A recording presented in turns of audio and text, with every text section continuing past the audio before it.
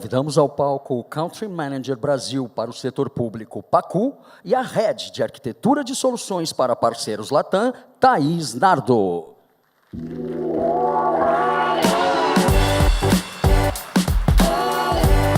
Quanta gente, Thaís! Bom dia! Pelo amor de Deus, você tomava café, não tomava? Não, o café estava tão ruim assim. Bom dia! Muito obrigado por estarem aqui conosco no nosso Public Sector Symposium da América Latina. Eu sou o Pacu e ela é? Eu sou a Thaís Nardo. Bom dia, pessoal.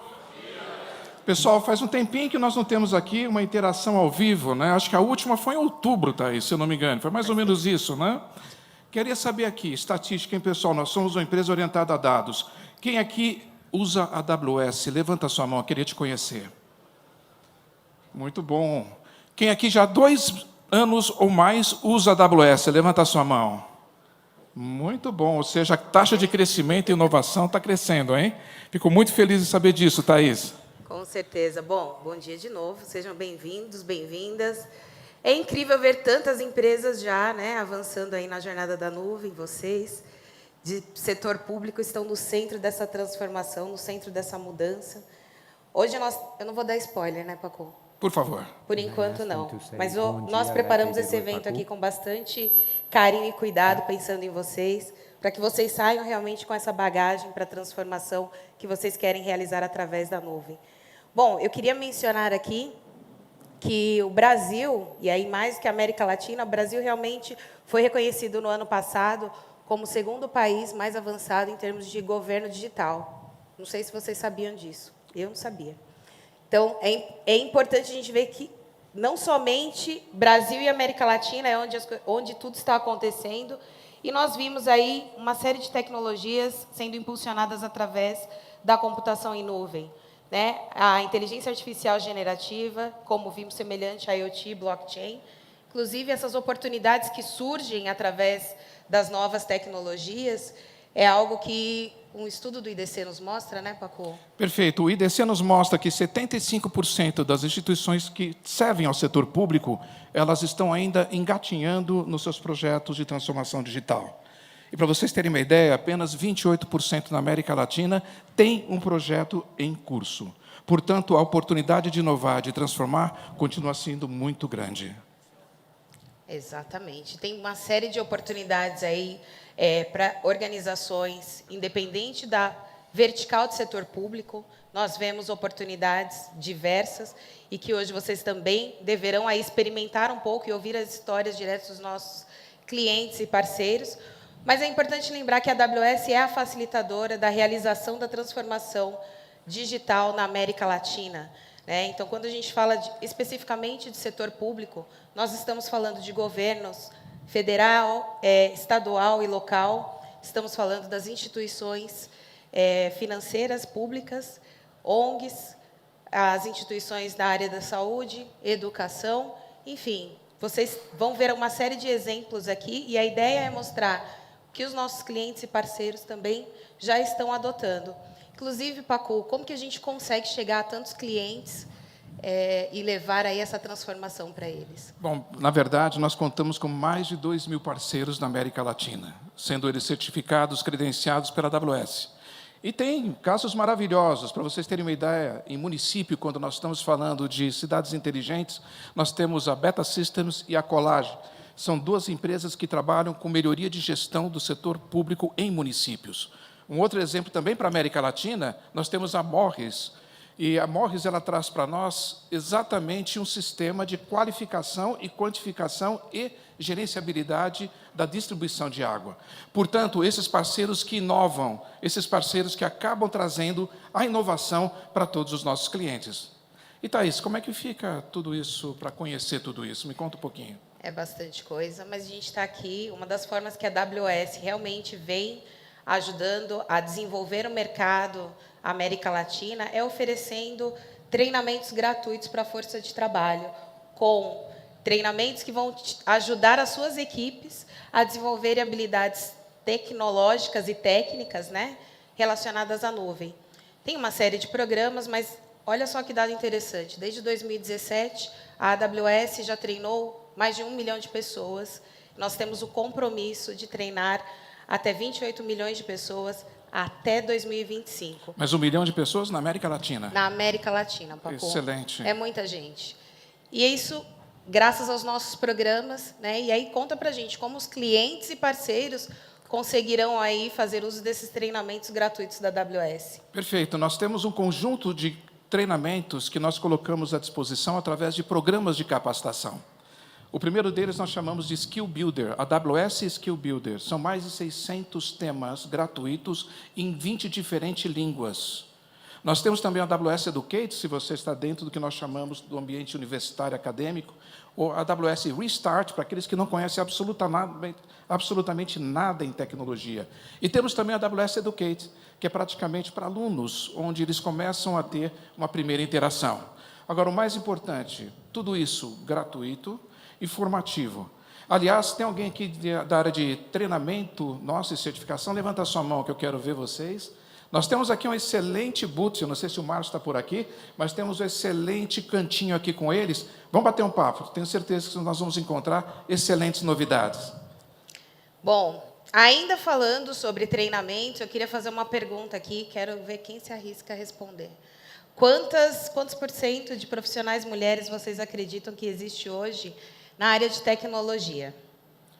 Eu acho que estão uns 40%. Quem acha 40%, levanta a mão. 40%. Tô mal, hein? Tô mal. Eu acho que 40% seria muito, muito bom. Infelizmente, hoje esse número representa apenas 20%, né, das posições de tecnologia. Vamos falar carreiras de ciência, tecnologia, engenharia e matemática. As posições de tecnologia são preenchidas por mulheres.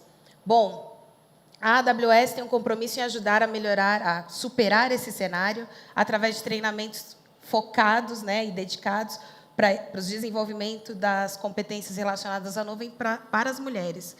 Hoje nós temos uma iniciativa, um programa específico que é o Women in the Cloud. O Women in the Cloud já está em sua 2ª edição e já conta com 800 participantes inscritas. Portanto, vamos dobrar pelo menos isso esse ano, né? Mas, olha, deixa eu contar alguns pontos importantes. Nós também fazemos parcerias com instituições e governos. Deixa eu trazer um exemplo para nós que realmente é um modelo para esse país. Com o governo do Ceará, nós conseguimos estabelecer uma parceria que nós treinamos mais de 5.400 estudantes junto com o governo. Praticamente, nós tivemos 200 professores capacitados em cloud computing, ou seja, nuvem, e, ao mesmo tempo, usamos mais de 180 instituições, universidades estaduais, escolas técnicas, escolas regulares públicas. Isso, para nós, mostra que, quando você tem o alinhamento do setor público com essa nova geração que nós temos da transformação digital, tenho certeza que é muito eficiente. Com certeza. Bom, e aqui, mudando um pouquinho para a pesquisa científica e como a AWS vem apoiando e incentivando a pesquisa no Brasil, especificamente, no ano passado, o CNPq concedeu à AWS a designação honorária de pesquisador emérito, reconhecendo os esforços, aí, todo o trabalho que nós fizemos em conjunto para promover a inclusão de universidades, estudantes e professores, para que esses tivessem acesso a tecnologias que antes não era possível sem a nuvem. A segunda chamada para pesquisas já está aberta e nós vamos conceder $1,5 milhão em créditos AWS através do programa AWS Cloud Credit Research. E aí, vamos mudar um pouquinho de assunto, né? A gente falou tanto de educação, agora a pesquisa tem um tema super importante também para nós, que é resposta a desastres naturais. Como que a AWS vem fazendo? Sem dúvida. Uma das características de quando você tem um sistema na nuvem é o aumento da sua resiliência, portanto, a sua disponibilidade e a continuidade de negócios.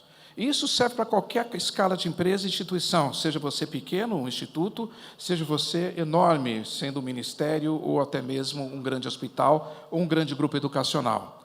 Entretanto, nós estamos vivendo uma época complexa, onde nós temos exatamente mudança climática, onde nós temos coisas que não apareciam com tanta frequência no Brasil, não só inundações, também um pouquinho de terremoto agora.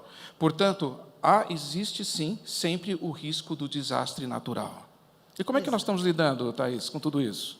Bom, nós temos parceiros e clientes aí que atuaram diretamente, né, na resposta a incidentes naturais, mas especificamente quero trazer 2 exemplos. Um vem do México, que bom que você mencionou terremotos, né? Porque terremotos no México são frequentes, e esse parceiro chamado Grilo, ele desenvolveu uma solução de custo eficiente que alerta de maneira precoce a ocorrência de terremotos. Utilizando IoT e Machine Learning, eles construíram uma solução de custo eficiente, né? O segundo parceiro, o segundo caso que eu quero trazer é um caso aqui do Brasil.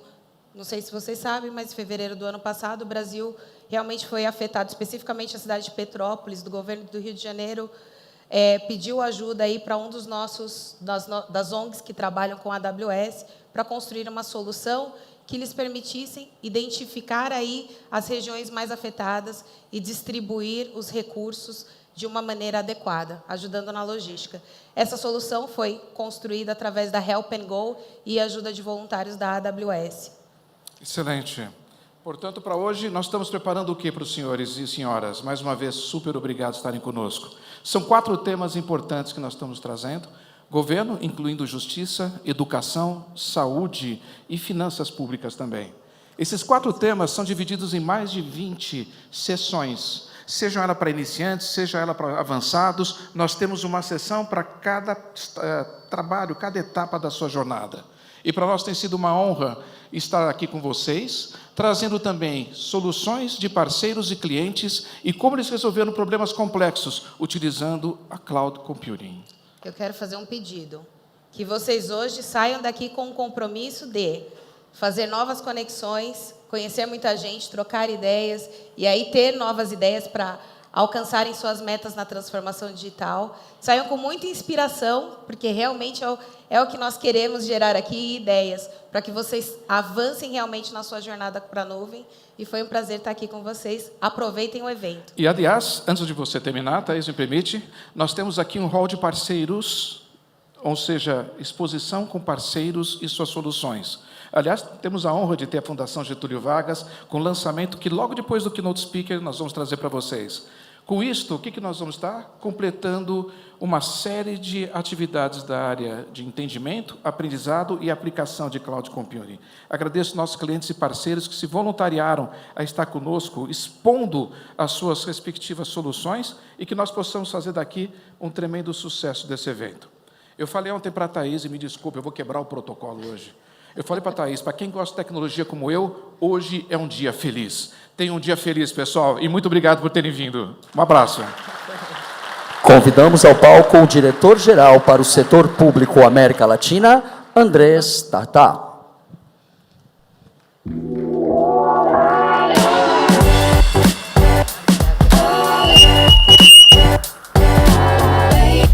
Bom dia. Bom dia.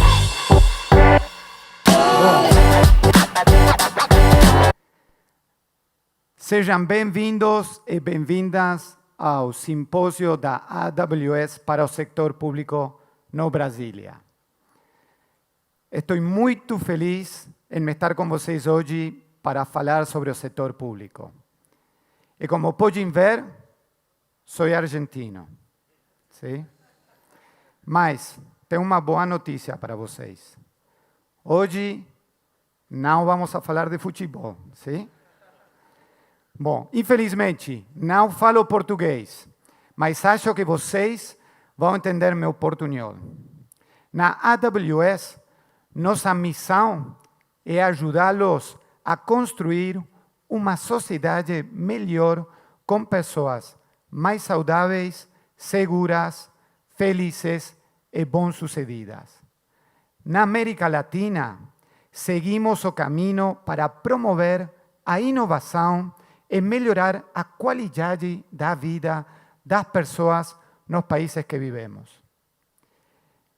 Quero começar falando da inovação pensada como uma estratégia fundamental para o crescimento a longo prazo. E cada de vocês são chave para esse caminho de transformação digital. A inovação disruptiva está acontecendo agora, em todas as indústrias do setor público. Governo, organizações financeiras públicas, empresas do setor de saúde, educação, assim como GovTechs e EdTechs. Para mudar o paradigma, não basta somente adoptar uma nova tecnologia.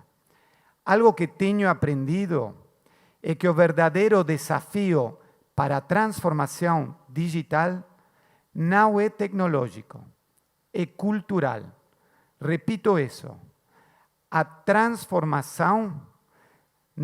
desafio da transformação digital não é tecnológico, é cultural.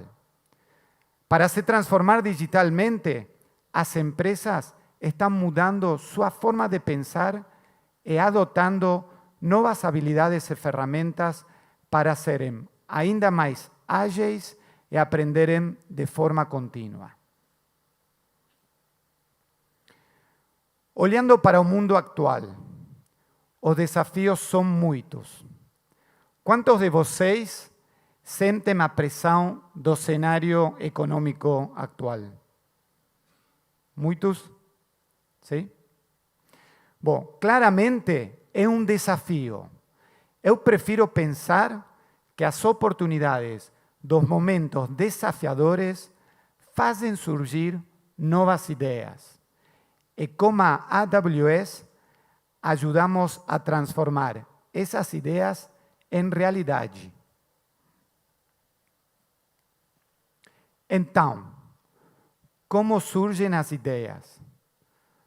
Podemos pensar que uma ideia pode surgir de um pensamento aleatório, um momento eureka.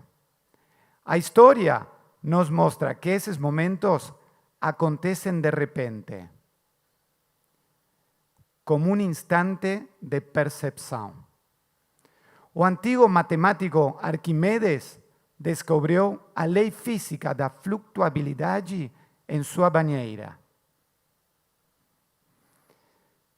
Isaac Newton, por exemplo, desenvolveu a teoria de gravidade após observar uma maçã cair de uma árvore.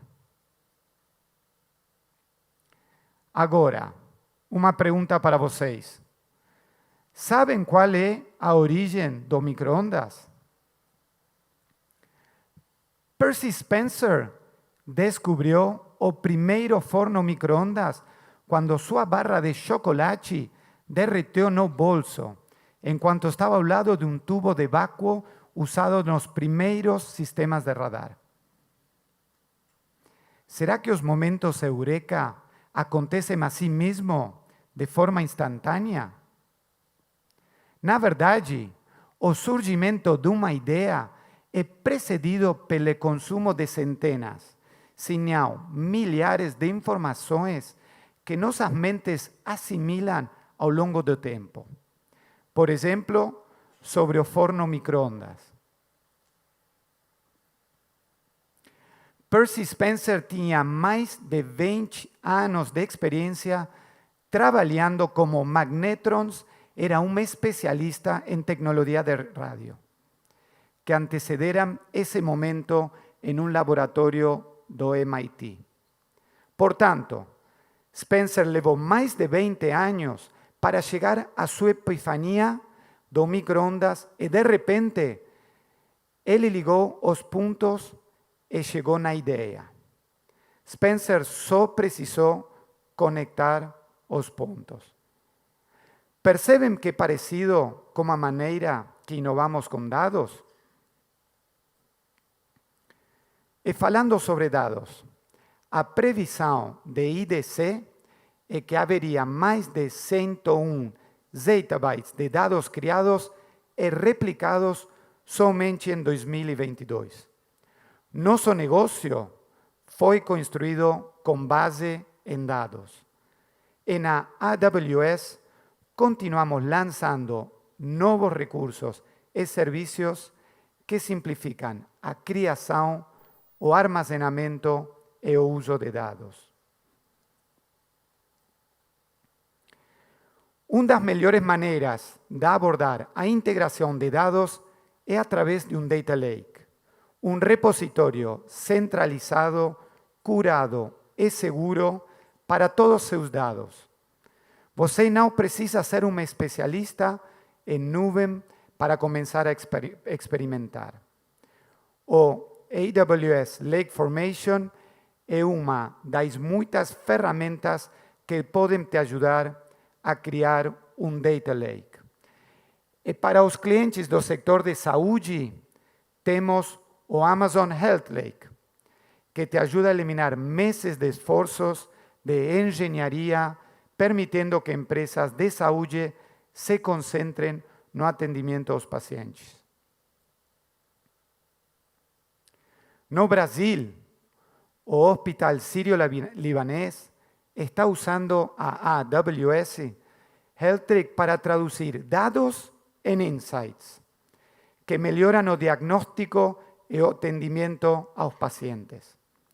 A través desta solução, o Sírio passou a analisar tendências de saúde populacional e expandir as oportunidades para intervenções preventivas de saúde.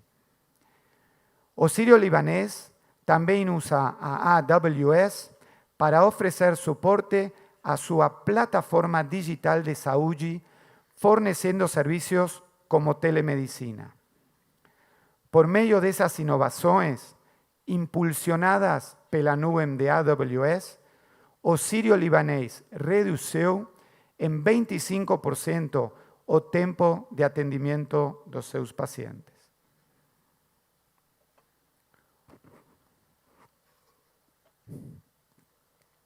A nuvem também ajuda governos a fornecer estabilidade para seus cidadãos em tempo de desafios econômicos.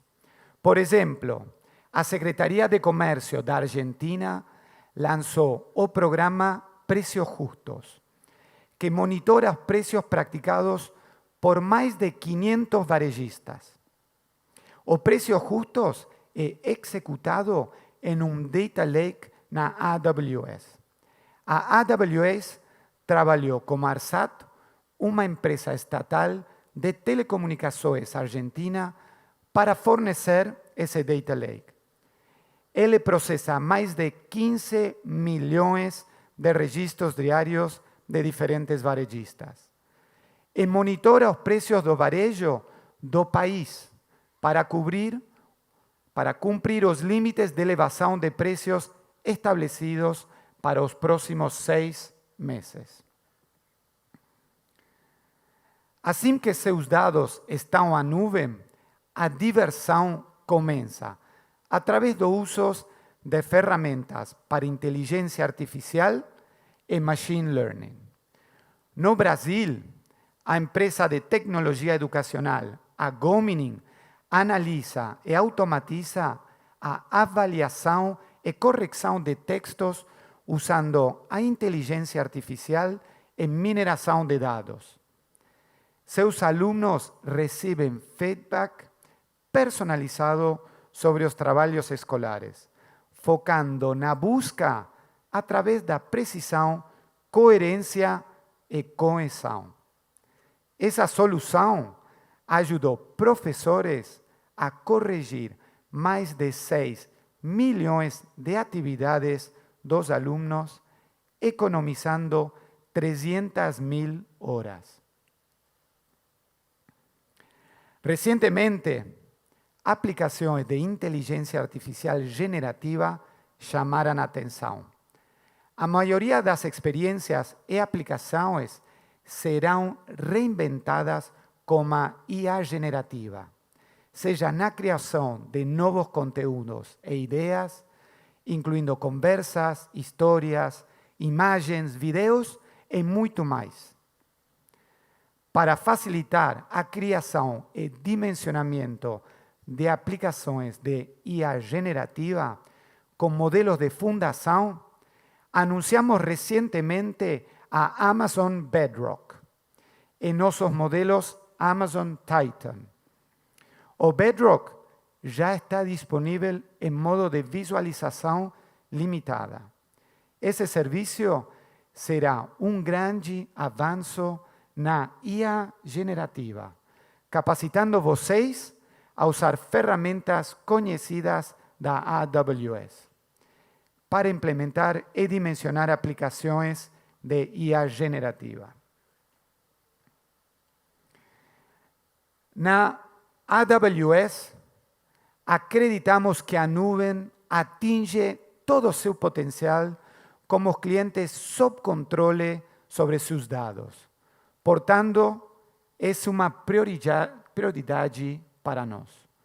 Há pouco tempo, apresentamos o compromisso da autonomia digital do AWS, como compromisso de continuar a expandir esses recursos para permitir que os clientes atendam seus requisitos de soberania digital.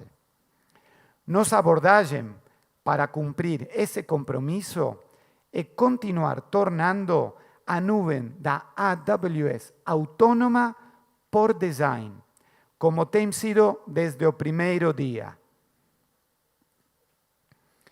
Entendemos que cada organização é bem diferente, bem como suas necessidades.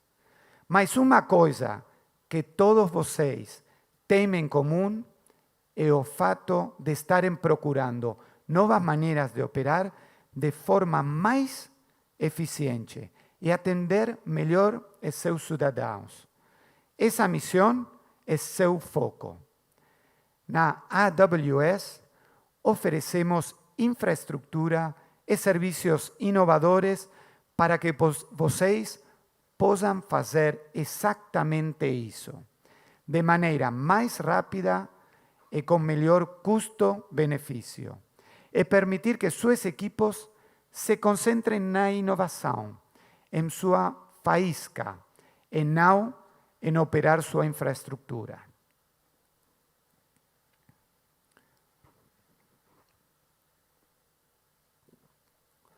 Como muitos de vocês já sabem, lançamos a região de São Paulo em 2011, com 3 zonas de disponibilidade. E continuamos investindo nisso. Em 2020, anunciamos um investimento de R$1 bilhão na região. Desde então, continuamos expandindo nossa infraestrutura para que vocês não precisem fazer isso. Um desses investimentos são as AWS Local Zones. As Local Zones colocam a computação, a armazenamento e os bancos de dados da AWS, juntamente com outros serviços, ainda mais próximos de vocês, para aplicações que exigem latência em milissegundos de um só dígito. Assim, vocês podem criar e implantar aplicações próximas aos usuários finais para permitir transmissões ao vivo, estações de trabalho virtuais e muito, muito mais. Isso também ajuda a simplificar as migrações de nuvem híbrida, bem como atender aos rigorosos requisitos de residência de dados. Já temos 4 Local Zones em operação na América Latina: Buenos Aires, Santiago, Lima e Querétaro. E anunciamos 2 outras AWS Local Zones no Rio de Janeiro e Bogotá. Na América Latina, também estamos investindo em novas Edge Locations. O Amazon CloudFront Edge Location é uma rede de entrega de conteúdo altamente distribuída e escalável, usada para armazenar cópias de seu conteúdo em cache, para entrega mais rápida aos usuários em qualquer local. Em março, anunciamos o lançamento de um novo Edge Location em Lima, Peru. Isso aumenta nossa lista atual de Edge Locations regionais, incluindo Rio de Janeiro, São Paulo, Buenos Aires, Santiago e Bogotá também. Os clientes podem esperar uma melhoria, em média, de até 50% na latência. Além disso, clientes em 9 países da América Latina podem usar o AWS Outpost. O AWS Outpost é um serviço totalmente gerenciado que estende a infraestrutura, os serviços, as APIs e as ferramentas da AWS a praticamente qualquer data center para fornecer uma experiência híbrida. Investimos na América Latina porque somos obcecados pelos clientes.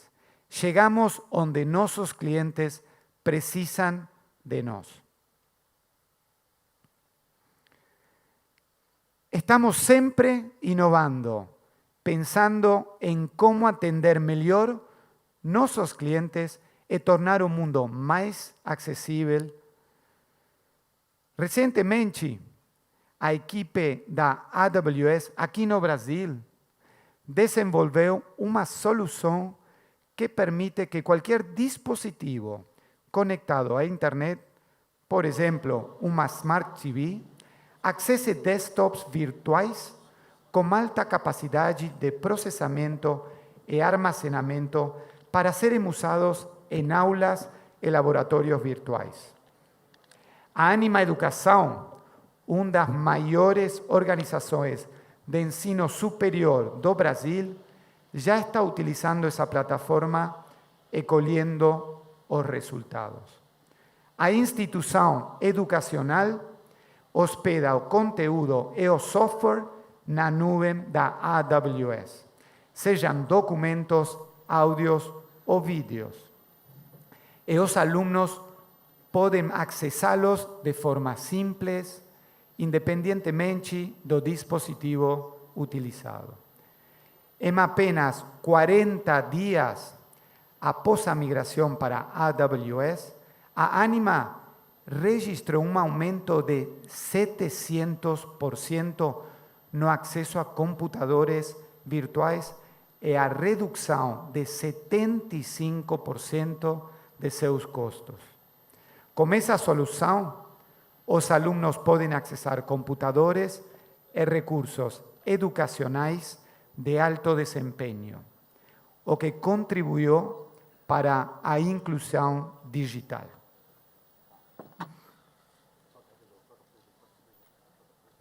Bom, vamos a deixar o espaço para nosso próximo palestrante. Obrigado. Convidamos ao palco o diretor de Tecnologia da Informação da Controladoria Geral da União, Henrique Rocha.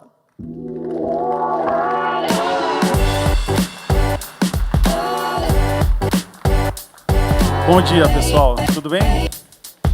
E parabéns, Andrés, pelo portunhol. Eu arrisco dizer que está empatando com o meu português.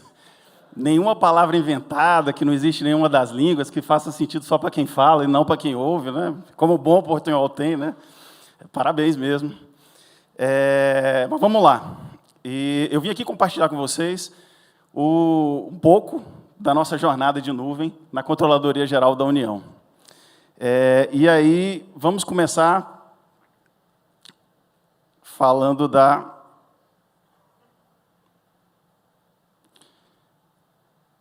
Controladoria Geral da União. Muitos de vocês conhecem, é o órgão do governo federal, um ministério responsável pela defesa do patrimônio público, recursos públicos e incremento da transparência na gestão pública. Por meio dessas ações, a auditoria interna governamental, talvez a ação que mais, pela qual a CGU seja mais conhecida, mas também por ações próprias de transparência, ouvidoria, integridade pública e privada, correição e também acesso à informação.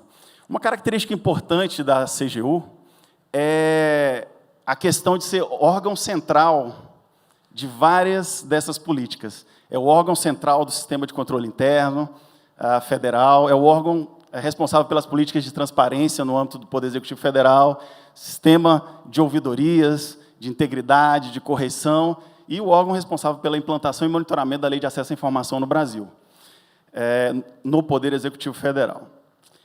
Enfim, isso traz um desafio extra, especialmente aí falando na área de TI, porque nós construímos os nossos produtos e serviços, não são sistemas para consumo exclusivo do órgão, mas sim plataformas para consumo de todo esse público basicamente focado aí no Poder Executivo Federal, mas não só, também vários produtos dedicados aí ao cidadão e também a outras esferas de governo, como a gente pode ver. O desafio que se impõe, então, e como nós chegamos aí nessa jornada de nuvem, é como prover essas plataformas para esse público variado. Esse é o desafio que nos levou a iniciar essa jornada de nuvem, migrando as nossas principais aplicações, nossas principais plataformas, para atender todos esses públicos. Para ter uma ideia, hoje, parte dessas plataformas já transbordam o Poder Executivo Federal e chegam aos estados e municípios. O Fala BR, que é o sistema que implementa a Lei de Acesso à Informação, e os sistemas de ouvidoria, já está em mais de 2.500 unidades municipais e estaduais, para além do Poder Executivo Federal. Isso é um enorme desafio, especialmente se falando de entregar com eficiência, com desempenho, para todos esses usuários no Brasil. Além disso, a gente tem o Portal da Transparência, amplamente conhecido aqui no Brasil, que entrega informações diárias, atualizadas diariamente para todos os cidadãos no Brasil e também para o público no exterior. É um enorme desafio para nós e a motivação principal pela qual a gente começou essa jornada de nuvem há uns 3, 4 anos atrás. Começamos lá atrás, com aquele contrato licitado pelo, então, Ministério da Economia, cujos parceiros foram a Claro e a AWS. A gente começou, então, essa jornada, para nós, nos últimos 3 anos, sintetizados aqui nessas 3 fases. Começamos lá atrás, 2020, numa fase de imersão, criando um time específico para lidar com a migração para a nuvem. E começamos a capacitar esse time com o apoio dos engenheiros da AWS, fazendo workshops e imersão do time nas tecnologias que viriam aí a serem utilizadas na migração dos nossos workloads, das nossas aplicações, das nossas plataformas. Para a fase seguinte, iniciar o planejamento, de fato, da migração. Trabalhando na metodologia, nas arquiteturas, definidas as arquiteturas, e a própria estratégia de migração das nossas aplicações. Essa metodologia é muito baseada nos frameworks que todos os grandes provedores têm, não é diferente com a AWS, a gente adaptou muito o framework para a nossa realidade, e na estratégia de priorização das nossas aplicações, dos nossos workloads, passando, então, para a fase propriamente dita de migração, que foi feita, que está sendo feita. Nós ainda estamos nessa fase que é incremental, iterativa, e que se dá em forma de ondas. Várias ondas, a gente já está mais ou menos na metade dessa migração, poderia dizer, mas que provavelmente ainda vai levar muito tempo ainda para se consolidar. Mas essas ondas se dão de forma incremental para potencializar o reuso, e uma estratégia era a cada onda ir ampliando o rol de tecnologias utilizadas e dos serviços utilizados dentro do portfólio da AWS. Começamos lá na primeira onda, usando EC2, EC3, esses serviços, depois a gente vem incorporando RDS, EKS, hoje a gente já tem outras tecnologias, né, o WAF, OpenSearch e Outscaling, de uma maneira incremental e de acordo com a priorização das aplicações que a gente tinha. Como eu disse, não terminamos ainda essa jornada, ainda estamos aí caminhando, mas já migramos 30 aplicações, segundo as prioridades que a gente tinha definido lá atrás. E já colhemos alguns resultados bastante expressivos, como ganhos de desempenho nessas aplicações. Algumas aplicações chegaram a rodar 2,5 vezes mais rápidas, mais eficientes. Cargas de dados, e a gente faz várias cargas de dados, algumas delas reduzidas pela metade do tempo, ganhando em desempenho, ganhando em esforço. E hoje a gente tem um ambiente, seguramente, com mais controles implementados na parte de segurança da informação, um ambiente mais seguro, em comparação ao que a gente tinha no on-premise, utilizando várias das tecnologias que já estão disponíveis aí no catálogo, enfim, dos grandes provedores da AWS também. E aí eu trago aqui os principais aprendizados para compartilhar com vocês, especialmente aqui falando do poder público, das instituições públicas que fazem mais sentido, para além daquelas tradicionais, enfim, que a gente já conhece, escalabilidade, etc., flexibilidade. Primeiro deles, CCOE, Centro de Excelência em Nuvem. Esse nome bonito aí é aquele time que a gente montou lá atrás, dedicado a fazer esse projeto e esse processo de migração. Tudo bem que com 2 pessoas, né, hoje a gente tem também as mesmas 2 pessoas nesse CCOE, mas o importante aqui é dizer que manter essas pessoas dedicadas para fazer essa transição é muito importante, tanto pela parte de liderar o processo de migração, quanto também fazer a interlocução com os vários atores envolvidos, né, os atores técnicos, a parte negocial, a parte de tomada de decisão. Tem sido fundamental para nós nesse avanço da migração das nossas aplicações.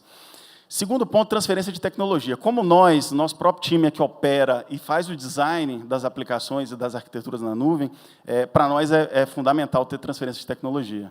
E a gente tem conseguido isso com o time de engenheiros da AWS,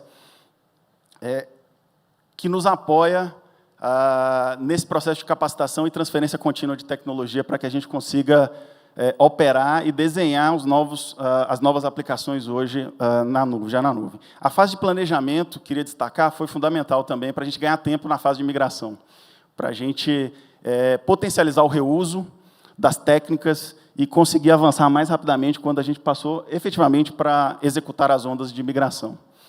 E um ponto de custos, para além da questão de economia, pagamento pelo uso, que a gente já sabe que a nuvem traz em relação ao modelo que a gente tem hoje, de investimentos, enfim, a gente hoje tem mais inteligência de custos, para lidar com uma coisa que, enfim, todos que estão na área pública estão acostumados, que é a questão de lidar com orçamento, contingenciamento, descontingenciamento, bloqueio, desbloqueio, limite financeiro, limite orçamentário, todas essas questões que só a gente que está no mundo público sabe, que precisa lidar. Então, hoje a gente tem mais inteligência na parte de custos para lidar com essas variações, essa dinâmica orçamentária e financeira que é natural do poder público. Por último, um ponto que a gente bateu rapidamente foi nas limitações contratuais. Quando você começa essa jornada, você está num contrato que, pelo nosso modelo de licitação, contrato, etc., ele fica congelado no tempo, com aquele catálogo de serviços, e rapidamente você sente vontade, você sente necessidade, na verdade, de avançar para as novidades, para as novas funcionalidades, para os novos serviços, e você encontra esse teto no contrato. É preciso sempre, né, atualizar o contrato, e atualizar o contrato aqui é um eufemismo para dizer fazer novas licitações, né? E é exatamente isso que a gente está fazendo agora, novas licitações, porque vários dos serviços, ao longo do tempo, as novidades, serviços mais eficientes, mais baratos, menos custosos, que a gente quer ter acesso para as novas migrações e para o desenvolvimento de novos sistemas, novas plataformas e novos serviços. Bem, sintetizei aqui rapidamente os principais pontos, espero que tenha sido útil para vocês. Fico à disposição, aqui estão meus contatos, também ficarei aqui durante o dia, se quiserem continuar essa conversa, e também meus colegas da CGU, que a gente espalhou estrategicamente no meio de vocês, para puxar aquelas palmas espontâneas no final, também podem ajudar aí com as perguntas. Essa é a deixa, hein, pessoal? Obrigado. Obrigado.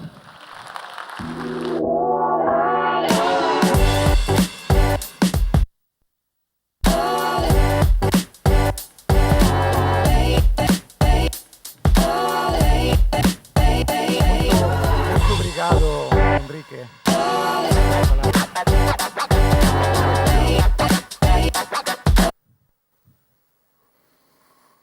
Bom. Obrigado por compartilhar sua história inspiradora. Enrique ficou muito agradecido. Seja no Brasil, em toda a América Latina ou no mundo todo, a segurança cibernética e privacidade são essenciais para uma gestão eficaz de eleições democráticas. A AWS ajudou governos de toda a América Latina nos níveis federal, estadual e municipal a gerenciarem suas eleições. São mais de 20 eleições aqui na América Latina nos últimos anos, impactando mais de 300 milhões de eleitores. No Brasil, por exemplo, a AWS apoiou o primeiro e o segundo turno das eleições presidenciais mais recentes do país, no outubro do ano passado. Recorde de 124 milhões de brasileiros votaram, mais de 79% da população votante.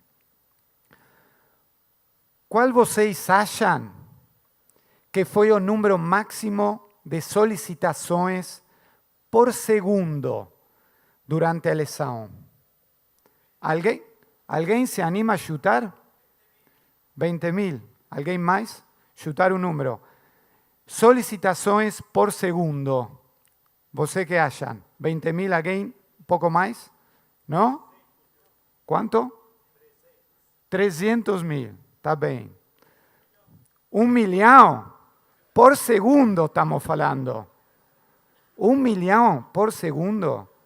Eu não posso calcular por minuto isso. Não. O pico da votação atingiu 1,5 milhão de solicitações por segundo, com 0 incidentes de segurança. Estamos muito orgulhosos do trabalho que está sendo feito para promover a democracia em toda a América Latina. No ano passado, a AWS ajudou a Argentina a realizar pela primeira vez um censo híbrido. Os cidadãos argentinos puderam responder ao censo de 2022 tanto pela internet quanto pessoalmente. A Argentina precisava criar rapidamente uma solução online de contingência que pudesse suportar a volume de respostas em um curto espaço de tempo, em conformidade com os requisitos de proteção de dados pessoais. A AWS trabalhou com nossos parceiros CloudHive e ARSAT para fornecer esta solução. Nos últimos 2 dias do censo, a demanda aumentou exponencialmente, de 20 a 30 vezes a capacidade original planejada. Mais de 100.000 participantes estavam enviando suas respostas por hora. A AWS suportou essas cargas de trabalho sem problema algum.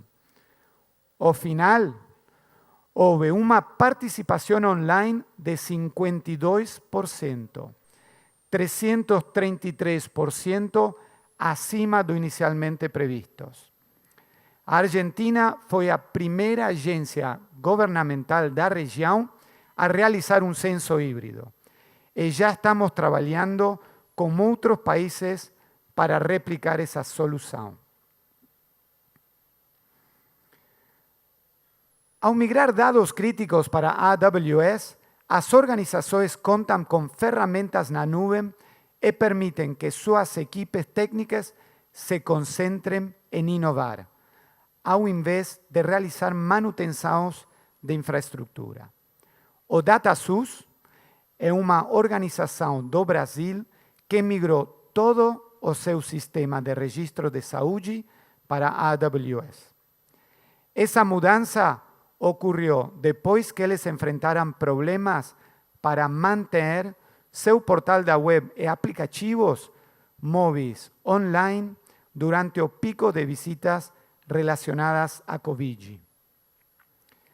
A AWS ajudou o DataSUS a reprojetar a arquitetura do portal e de seus aplicativos, bem como o Data Lake, que suporta os registros de saúde unificados de toda a população brasileira, cerca de 210 milhões de pessoas. Agora, as soluções mais importantes para o Ministério de Saúde do Brasil estão sendo executados na AWS e recebem mais de 91 milhões de solicitações por dia, 51.000 de forma simultânea no pico. A nuvem também está mudando a maneira como realizamos pesquisas, acelerando o ritmo da inovação, democratizando o acesso aos dados e permitindo que pesquisadores e cientistas expandam seus trabalhos de forma colaborativa, fazendo novas descobertas. Para ajudar a acelerar as pesquisas, lançamos recentemente o Amazon Omics. O Amazon Omics é um serviço criado especificamente para armazenar, consultar e analizar dados genómicos y biológicos en escala. Él le permite importar y normalizar petabytes de datos en formatos otimizados para análise. Agora, o Albert Einstein está se beneficiando do Amazonomics, colaborando com outros 17 hospitais em todo o Brasil para apoiar 4.000 crianças com doenças raras. A organização está construindo uma abordagem usando inteligência artificial e data analytics para integrar dados médicos com parâmetros da saúde pública para mudar a vida dos pacientes e o funcionamento do sistema de saúde. Para desenvolver esse tema, vamos a receber nossa próxima palestrante. Convidamos ao palco a representante do Hospital Israelita Albert Einstein, Luana Araújo.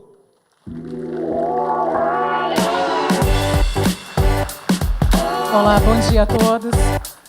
É um prazer imenso para mim estar aqui representando a instituição e trazendo para vocês um trabalho pessoal de um esforço enorme, assustadoramente inovador, e eu quero dividir isso com vocês.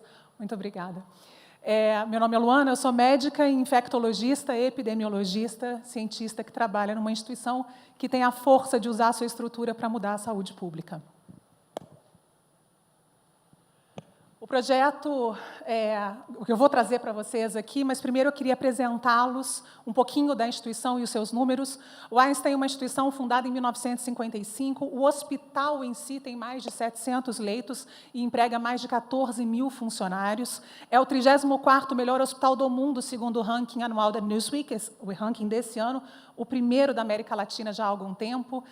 Mas o complexo, a Sociedade Israelita Albert Einstein, hoje administra mais de 21 unidades privadas de saúde, mais de 30 unidades públicas de saúde, o que significa mais de 500.000 pacientes dia atendidos o ano passado. Além disso, esses números se transformam em mais de 1 milhão de visitas a setor de emergência e mais de 500.000 consultas por telemedicina. Mas não somos só uma instituição de assistência, somos uma instituição de educação. Temos mais de 11 unidades de ensino, com 58.000 alunos hoje, desde o ensino médio técnico até a pós-graduação. Mas também somos uma instituição de pesquisa e inovação. Em 2022, a gente está falando de mais de 1.000 projetos, 1.100 projetos, mais de 600 artigos publicados. E a gente a gente tem a primeira incubadora de startup em saúde, que é a Eretz Bio. O que eu quero falar com vocês hoje é sobre um projeto, eu não sei se o primeiro slide apareceu para vocês aqui não veio, do nome do projeto, mas eu vou falar com vocês. Eu falei que esse projeto ele é assustadoramente inovador por algumas razões. Não é porque ele usa dados em saúde pública, nós usamos dados em saúde pública em outros projetos, vocês estão cansados de ouvir já muitas outras pessoas usando os dados em medicina e em saúde pública, mas é porque ele olha para esses dados de uma outra maneira. Ele pega dados socioeconômicos, dados que não são normalmente associados ao sistema de saúde propriamente dito, como nível educacional, como emprego, segurança, renda, e ele coloca esses dados no mesmo nível de dados clínicos. Ele traz a equidade em saúde para o mesmo pilar que os dados clínicos e biológicos para um paciente.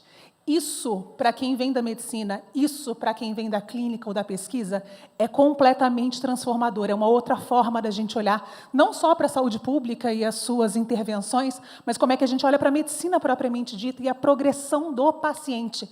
Porque aqui, quem é da saúde sabe, se não por ofício, por experiência do dia a dia, que dados socioeconômicos que diferenciam pacientes mudam a forma como esses pacientes se conduzem na vida e como é que as doenças acontecem e progridem neles.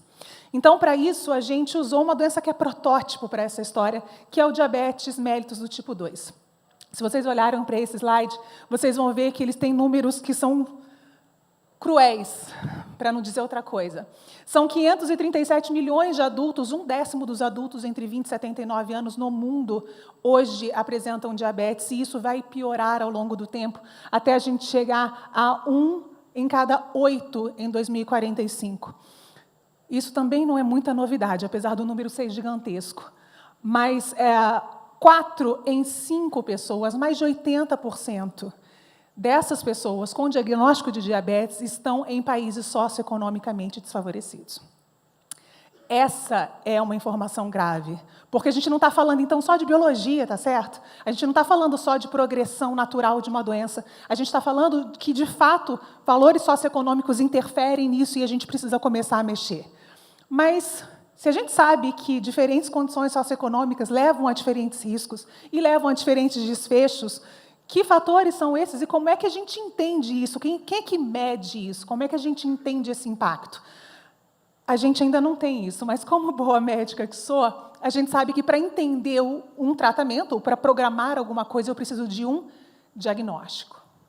E o diagnóstico não é possível de ser feito hoje sem dados. Dados não são segundo plano, dados não são secundários, dados são prioritários nessa abordagem holística, de um bom sentido, de um paciente que a gente tem hoje na frente da gente, mas muito mais do que a medicina de precisão, a gente está falando sobre saúde pública de precisão. Então, eu quero acelerar esse ritmo de descoberta, eu quero encurtar o gap entre a pesquisa e a aplicação desses resultados. O Einstein já faz isso, como foi comentado, em outros projetos, como o das crianças com doenças raras, mas aqui a gente está falando sobre dados populacionais para impactar a condução médica e de saúde pública de uma doença que é um problema gravíssimo no mundo inteiro.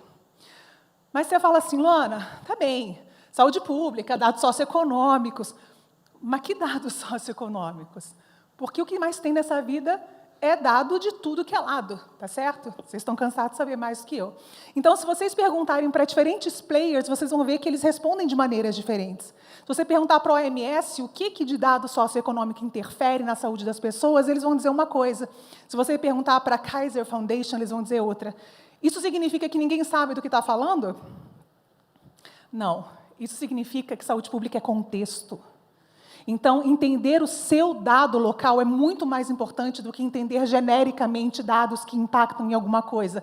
E é por isso que a gente está aqui hoje, e é por isso que eu estou falando desse projeto. O projeto se chama Demeter, ou Deméter em bom português, deusa grega que era deusa da saúde, filha de Gaia, terra. E a Deméter, o projeto Deméter, ele faz isso, então. Ele é uma base de dados multidimensional, muito além dos dados clínicos, que pretende estudar o impacto dos determinantes sociais de saúde, primeiramente no Brasil, mas não exclusiva a ele. E eu tenho a alegria de ter esse projeto como um dos contemplados do Grant in Health Equity da Amazon Global, da AWS Global, porque a ideia é que a gente expanda isso em algum momento. A gente vai olhar para doenças crônicas não transmissíveis, como o protótipo do diabetes, mas também não vai ficar restrito a isso no futuro. Qual é a ideia, então? É mostrar que tanto os dados socioeconômicos quanto clínicos e biológicos têm importância tal que pode mudar a forma do que você oferece para um paciente. Hoje, para um paciente, eu tenho o quê para diabetes? Uma medicação antihipoglicemiante, eu dou para todo mundo. Mas, de repente, não é isso que aquele paciente precisa. Ele pode precisar dessa situação e de um exercício físico perto da casa dele, porque ele não tem. E isso tem que ser prescrição. Isso não é um futuro longe do que a gente está pensando. A gente está falando em desertos alimentares, a gente está falando em dificuldade de acesso, a gente está falando em várias coisas que esse projeto pretende, ao medir, melhorar a equidade em saúde, reduzir disparidades e também encurtar essa ideia das descobertas para a prática clínica. Como é que a gente vai fazer isso? Muito bonito, tudo muito bonito, mas como médica, infecto-epidêmio, cientista, tenho as minhas limitações, preciso de vocês, tá certo? Então, a ideia é, nós temos um plano, calma, né? É possível de fazer isso, e a ideia é usar esses recursos que a gente já tem com vocês, né, de obtenção de dados de várias circunstâncias. O Deméter vai usar, nesse primeiro momento, dados de APS, de atenção primária em saúde, de mais de 20 mil pacientes, juntar isso com um índice que nós temos, chamado GeoCES, já publicado, que condensa esses dados socioeconômicos e a gente coloca isso no nosso lake de saúde, que foi abordado aqui pelo Andrés. Aliás, Andrés, gostei muito de saber que você tem 1 bilhão para a América Latina. Vamos conversar sobre isso em algum momento. E aí, com isso, a gente identifica essas tendências, a gente faz essas predições e a gente consegue devolver para a sociedade essas informações de maneira que sejam úteis, práticas e facilmente aplicáveis no dia a dia. Equidade, então, nesse projeto, e é nisso que eu acredito, ela não é luxo. Equidade não pode vir depois. A pandemia mostrou para a gente que, se a gente não olha para a equidade, de cara, todo mundo paga esse preço.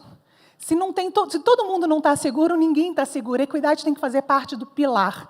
Equidade não é luxo, equidade é estrutura. Então, esse projeto, de novo, assustadoramente inovador para mim, mostra que é possível tangibilizar, concretizar essa ideia de que a gente pode trazer para a ciência e para a prática clínica e de política pública um dado que parece muito etéreo e muito pouco palpável para muita gente. Eu vou agradecer a vocês, mas antes eu quero só citar que foi mencionado aqui que somos poucas mulheres nesse meio. E somos poucas mulheres mesmo. Eu olho aqui e vejo ainda muito pouca gente. Mas eu quero dizer para vocês que nós somos imensamente fortes e que a gente abre caminho para outras mulheres. Eu estou aqui hoje grávida do meu primeiro filho, 7 meses de gestação, e eu tenho certeza que o fato da gente estar aqui hoje vai abrir porta para as outras pessoas e vai ajudar a mudar essa realidade. Muito obrigada.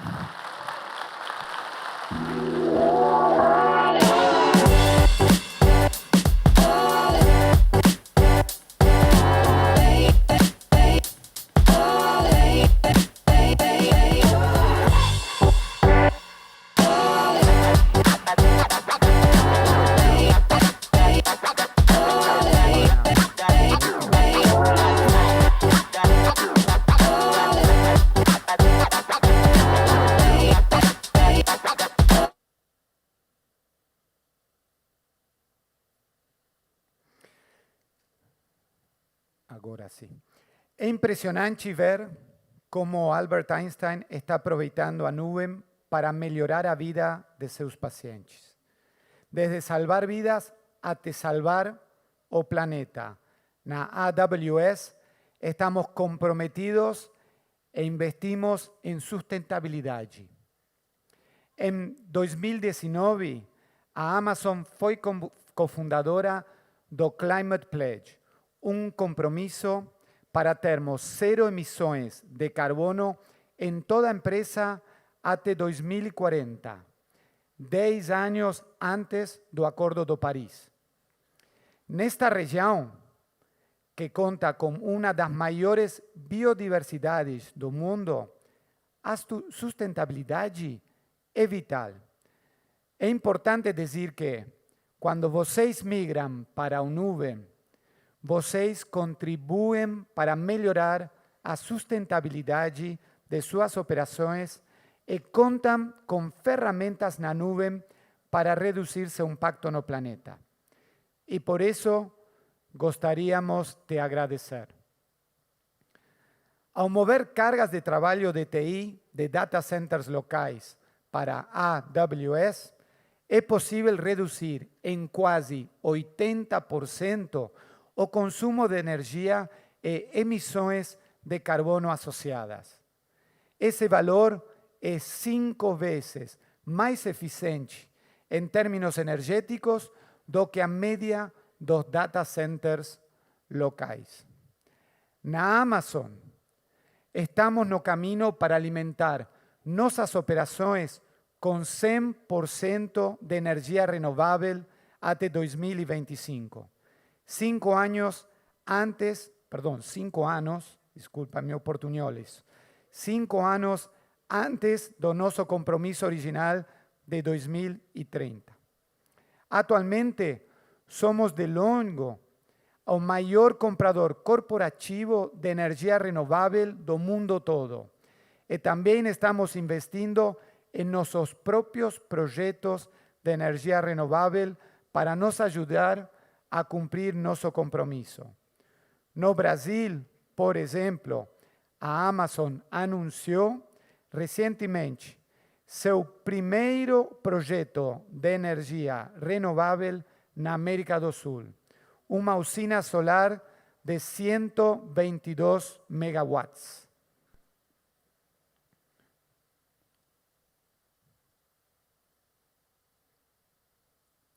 A gestão hídrica é também uma forma de gerar impacto positivo em nossas comunidades. No final do ano passado, anunciamos que teremos um impacto positivo sobre a água até 2030. Isso significa que a AWS retornará mais água para as comunidades onde operamos do que consumimos em nossas operações diretas. Até o momento, a AWS concluiu projetos de reabastecimento aqui no Brasil, Índia, Indonésia e África do Sul, fornecendo por um ano 1,6 bilhão de litros de água potável às pessoas nessas comunidades. Também apoiamos nossos clientes em seu uso e impacto sobre a água, pois, como afirma nosso princípio de liderança na Amazon, sucesso e escala trazem ampla responsabilidade. Nossas comunidades locais, o planeta e as gerações futuras precisam que sejamos melhores todos os dias. É muito emocionante ver como vocês estão explorando possibilidades, usando novas abordagens e novas tecnologias para modernizar e transformar a forma com a qual atendem suas comunidades. Vocês estão deixando um legado e melhorando a vida das pessoas e do planeta para gerações futuras. Espero ter despertado ainda mais a sua curiosidade no dia de hoje. Sabemos que vocês podem usar nossa ampla gama de serviços para dar vida à sua ideia e usar a inovação para impulsioná-las. Bom, muito obrigado por compartilhar sua manhã comigo. Cumpri a promessa de não falar de futebol e acredito que agora me graduei em portunhol avançado. Boa sorte. Eu sou entusiasmado para ver o que vocês construirão como poder da nuvem. Muito obrigado.